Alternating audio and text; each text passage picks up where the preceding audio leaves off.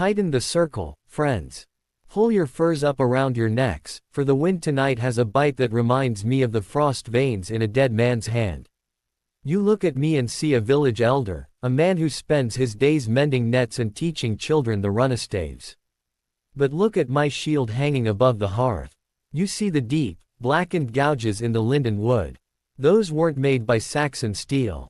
They were made by the teeth of the unhallowed. Every young man in the north dreams of his first raid. We dream of the salt spray, the gold of the monasteries, and the glory of the shield wall. I was no different. At 17, I was all muscle and misplaced pride, carrying a fresh honed axe and a heart full of songs I hadn't yet earned. But my first raid didn't take us to the soft shores of Northumbria. It took us to the cursed isle of Hrafn-Haugr, Raven's Mound. And it wasn't the Saxons we fought. It was the thing that waits for the living to stop breathing. It was the summer of the blood moon. The harvest had been poor, and the jarl, a man named Bjorn the One-Eyed, decided we needed a victory to fill the winter larders. He spoke of an ancient king's hoard on an island 3 days' sail to the north. The Saxons haven't touched it, Bjorn roared in the longhouse, the firelight dancing in his single, milky eye. The monks are too afraid. They say the island is a gateway to hell. I say it's a gateway to silver. We cheered. We were young and stupid.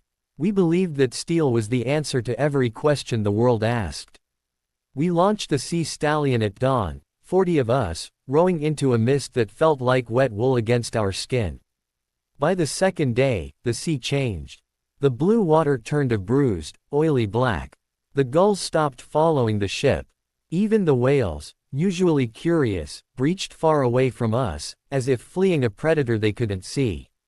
On the third day, Hrafn-Haugr appeared. It was a jagged tooth of basalt rising from the foam, crowned by a massive, slumped mound of earth and stone. It didn't look like an island. It looked like a tomb that had grown too large for the earth to hold.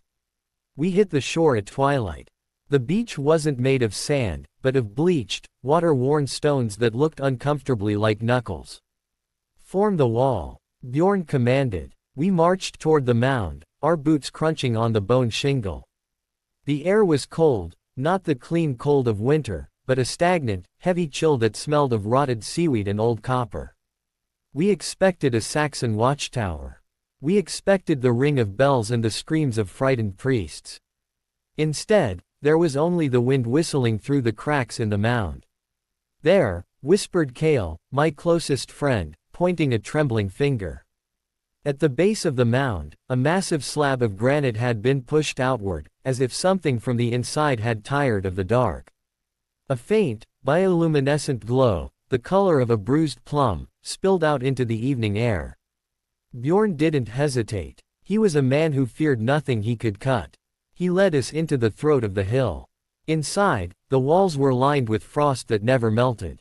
The glow came from the very stones themselves, etched with runes that made my eyes ache to look at. In the center of the chamber, sitting on a throne of whale bone, was the king of Raven's Mound. He was not a skeleton. That is the mistake people make. A Draugr is not a ghost or a pile of bones. A Draugr is the body made heavy by greed.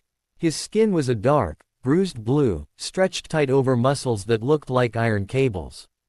He sat perfectly still, his hands resting on the hilt of a sword that was blacker than the void. He was enormous, nearly 8 feet tall, and his eyes were shut tight. Around him lay the hoard. Silver arm rings, gold coins from lands we had no names for, and jewels that sparkled like frozen blood. Grab the gold, Bjorn whispered, greed finally overcoming his caution. Quickly. We leave before the moon reaches its zenith. Kale reached for a gold cup. The moment his fingers brushed the metal, the temperature in the room dropped so fast the moisture on our breath turned to snow. The king opened his eyes. They weren't white. They were 2 pits of pale, flickering ghost fire. He didn't stand up like a man, he uncoiled like a serpent. Living meat, the king hissed. The sound didn't come from his throat, it was the sound of a lid closing on a stone coffin. Bjorn roared a war cry and swung his great axe. It was a blow that would have felled an oak tree. The king didn't even raise his sword. He caught the axe head in his bare hand. The iron of the axe shattered like glass. With a flick of his wrist, the king backhanded Bjorn. Our jarl, the strongest man I had ever known, flew across the chamber and struck the wall with a sickening crunch.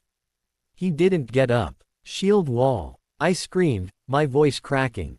We slammed our shields together, but this wasn't like the practice fields. The king moved with a terrifying, jerky speed. He didn't use his sword at first. He used his hands. He reached into our line and pulled men out as if they were straw dolls. He didn't kill them cleanly. He crushed their chests, his fingers sinking into their mail shirts as if the metal were soft mud. Then, he began to change. His body swelled. The Draugr has the power to grow heavy, to become as dense as the mountain itself. The floorboards, the very stone beneath us, began to crack under his weight. Look behind us, Kale cried. From the shadows of the burial chamber, more shapes were rising. These weren't kings. These were his housecarls, the men who had been buried with him to serve him in the dark. They were smaller, but their eyes glowed with the same hungry fire. My first raid had become a slaughterhouse. We were pushed back toward the entrance, but the Draugr king stood in our way. He finally drew his sword. The blade didn't ring when it left the scabbard, it hummed with a low, vibrating note that made our ears bleed. I saw Kale go down. A Draugr warrior had gripped his shield and simply ripped it in half. I swung my axe, catching the creature in the neck. My blade bit deep, but there was no blood. Only a thick, gray vapor escaped the wound, and the creature didn't even flinch. It turned its head, a full 360 degrees, and grinned at me with teeth made of yellowed ivory. I realized then that we couldn't win with iron. Iron is for the living. To kill the dead, you have to break their anchor to the earth. I remembered my grandmother's tales. She told me that the Draugr is held together by the will of the Mound. They are the earth's jealousy given form. I looked at the torches we had brought. The dead hate the sun, and the hearth fire is the sun's child. The fire, I yelled to the 3 men left standing. Burn the banners. Burn the bone throne. I lunged forward, not with my axe, but with my torch. I thrust it into the face of the Draugr king. He roared, a sound of pure, vibrational agony, and recoiled. The fire didn't burn his skin, it burned his shadows. Where the flame touched him, his blue flesh turned to gray ash and fell away. We retreated toward the whalebone throne, throwing our torches into the piles of ancient, dry furs and tapestries that lined the walls. The chamber ignited. The Draugr king screamed as the heat filled the room.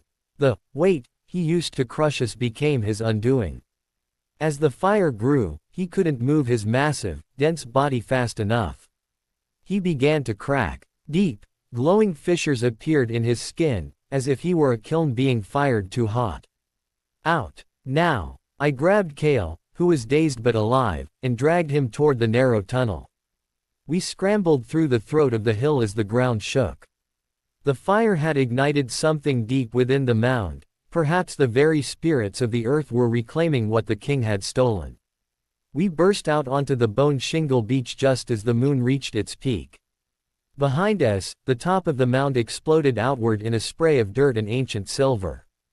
The purple glow vanished, replaced by the honest, orange roar of a blaze. Of the 40 who had landed, only 7 of us made it back to the sea stallion. Bjorn was gone. The silver was gone. All we had were our lives and a terror that would never truly leave us. As we rowed away, I looked back at Hrafn-Haugr. Through the smoke and flame, I saw a figure standing on the shore. It was the king. He wasn't blue anymore, he was a skeleton of white ash. He didn't chase us. He just stood there, watching us leave, his empty sockets fixed on the horizon. He was anchored to that island.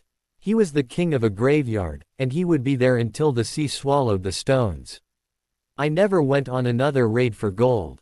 I became a protector. I learned the runes of sealing and the songs that keep the mounds quiet. When you hear the young men in the village talking about easy silver in the old hills, you tell them my story. Tell them that the earth doesn't like to give back what it has taken. Tell them that there are things in this world that don't bleed, and things that don't die just because you've put a hole in them. My first raid taught me that glory is a lie told by poets. True strength isn't the ability to take, it's the ability to survive the things that want to take you. Now, the fire is low, and my bones are aching. That is the Draugr's last curse, the cold they put in your blood never truly goes away. Is there more ale in the cask? My throat is as dry as the dust of Raven's Mound.